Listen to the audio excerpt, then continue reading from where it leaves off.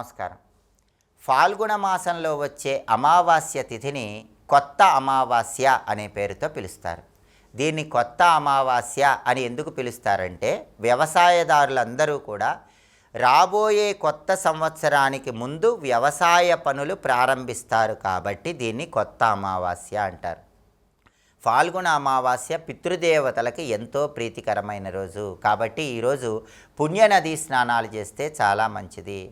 పుణ్యనదీ స్నానాలు చేసి పితృదేవతలకి నదుల దగ్గర తర్పణాలు ఇస్తే చాలా మంచిది. ఇలా చేయలేని వాళ్ళు ఇంట్లోనే ఏదైనా పుణ్యనదీ జలాన్ని స్నానం చేసే నీళ్ళలో కలుపుకొని ఆ నీటితో స్నానాన్ని ఆచరించండి. ఇంటి యజమాని తప్పకుండా దక్షిణ దిక్కుకు తిరిగి నల్ల నువ్వులు కలిపిన నీళ్లు విడిచిపెడుతూ పితృదేవతలకు తర్పణం ఇవ్వాలి. పితృదేవతల పేరిట అన్నదానం చేయాలి.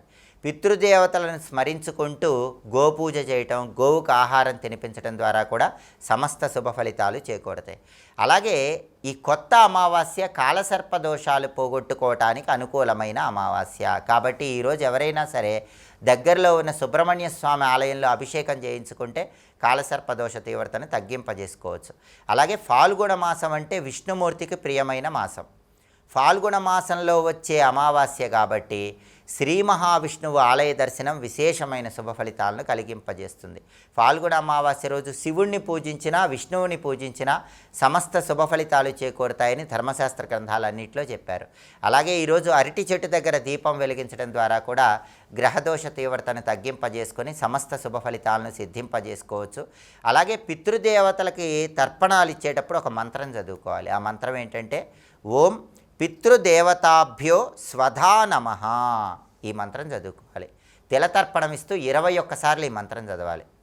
అలాగే ఎవరైనా సరే అమావాస్య తిథి అనేటటువంటిది మంచిది కాదనే భావనలో ఉంటారు. కానీ జ్యోతిష శాస్త్రం ఏం చెప్తుందంటే అమావాస్యని పూర్ణ తిథి అని జ్యోతిష శాస్త్రం చెప్తుంది. మనకి తిథుల్లో నంద, భద్ర, జయ, రక్త, పూర్ణ అని తిథులను 5 రకాలుగా విభజించారు. పౌర్ణమి, అమావాస్య తిథులను పూర్ణ తిథులు అంటారు. ఇవి చాలా మంచివి. అమావాస్య కామ్యకర్మలు చేయకూడదు, అంటే కోరికలు నెరవేర్చుకునేటటువంటి పూజలు చేయకూడదు. కానీ అమావాస్య దేవతా పూజలు చేస్తే గ్రహదోషాలు తొలగిపోతాయి, శత్రుబాధలు, దృష్టి దోషాలు తొలగిపోతాయి. అమావాస్య యుద్ధాలు ప్రారంభించటానికి మంచి తిథి అని కూడా పౌరాణిక గ్రంథాలు ఎన్నో తెలియజేస్తున్నాయి. అమావాస్య ప్రత్యేకమైన పనులకు మంచిది కాదు, కానీ యుద్ధాలు ప్రారంభించవచ్చని జ్యోతిష శాస్త్ర గ్రంథాలు, ధర్మశాస్త్ర గ్రంథాలు చెప్తున్నాయి. ప్రాచీన కాలంలో యుద్ధాలకు అమావాస్య రోజు ముహూర్తం పెట్టేవాళ్ళు. కాబట్టి అమావాస్య రోజు కోర్టులో దావాలు వేసుకోవచ్చు. కోర్టు సంబంధమైన వ్యవహారాలు నిర్వహించడానికి అమావాస్య చాలా మంచిది. అలాగే జ్యోతిష శాస్త్రంలో పంచపర్వాలు అని కూడా చెప్పారు. ఈ పంచపర్వాలలో కూడా అమావాస్య ఉంది. కాబట్టి అమావాస్య పూర్ణతిథి పంచపర్వాలలో ఉంది. చాలా శక్తివంతమైన రోజు.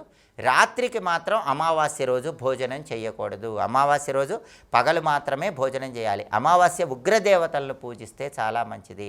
అలాగే రావి చెట్టు దగ్గర దీపాలు వెలిగించుకుంటే చాలా మంచిది. రావి చెట్టు దగ్గర ప్రమిదలో ఆవాల నూనె పోసి 12 ఒత్తులు వేసి దీపాన్ని వెలిగించండి. దీని పితృదీపం అంటారు. దీనివల్ల పితృదోష తీవ్రతను తగ్గింపజేసుకోవచ్చు. అలాగే ఫాల్గుణ అమావాస్య సందర్భంగా పితృదేవతలకి తిలతర్పణాలు ఇచ్చేటప్పుడు ఏ మంత్రం జపించుకుంటే ఉత్తమ ఫలితాలు కలుగుతాయో ఇంకొకసారి చూద్దాం. మరి ఓం పితృదేవతాభ్యో స్వధా నమః మంత్ర జపం చేయండి. పితృదేవతల సంపూర్ణమైన అనుగ్రహానికి ప్రతి ఒక్కరూ సులభంగా పాత్రులు కండి. స్వస్తి.